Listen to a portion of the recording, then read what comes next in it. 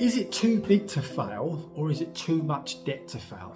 I was looking into this the other day, and what I sort of realised is the reason why these companies are too big to fail is because all of these companies have borrowed so much money.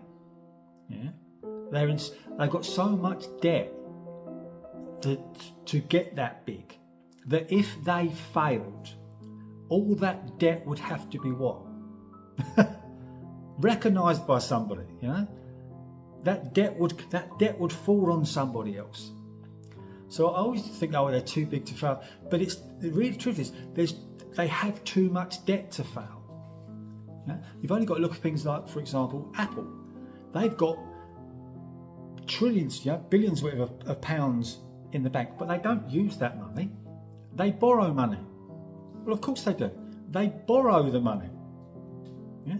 Which in a way sort of like insulates them, because if they're borrowing all the money, then that debt is attached to that business, of course they're too big to fail. Because if that business failed and that debt could not be,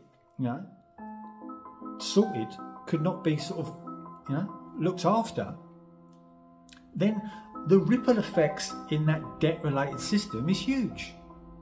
So you realise these companies are too big to fail because they have so much debt. Yeah? And in a debt-related system, that amount of debt, if that business collapsed tomorrow, the amount of debt that business then flows back into the system creates domino effects everywhere.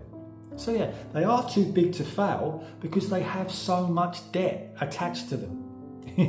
And look at it, every single huge company, look at the debts attached to that company. Huge debts connected to them. Have a beautiful, beautiful day.